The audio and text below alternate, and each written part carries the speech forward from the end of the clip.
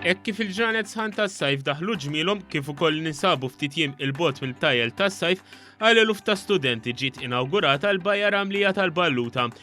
Din il-bajja tikkumplementa 3 bajjiet oħra li ġew irreġenerati propju għal dan is-sajf sabiex jitgawdew mit-turisti u l-poplu Malti, fosthom il-bajja ta' San George f'Birżabuġa, dik tal-Ar l-Aħmar f'Marsaxlokk u tal-Fajtata f'Witilajn. Il-Ministru għat-Turiżmu Konrad Mizzi faħħar il-fatt li ntuża metodu li jirrispetta l-ambjent, b'mod partikolari l-makkinarju u r-ramel. Użajna r-ramel mill-bajja u użajna apparat apposta ta' vacuuming li ġbidna r-ramel minn qiegħ il-baħar.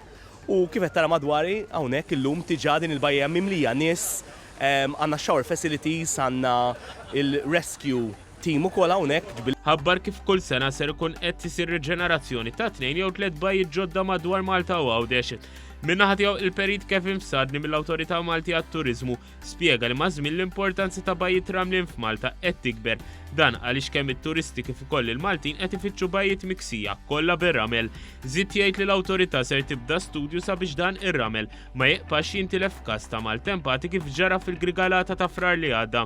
In the meantime, ittina ċans ukoll nistudjaw forsi metodi ta' kif tista' wieħed jimplementa affarijiet iktar permanenti biex jinżamm ir-ramel għall-iktar tul ta' żmien.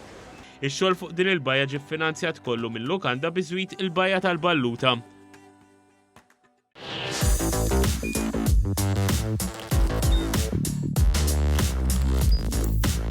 Idħol fuq one.com.mt u hemmhekk tista' tara l-programmi kollha li jxandru fuq One permezz ta' One Play.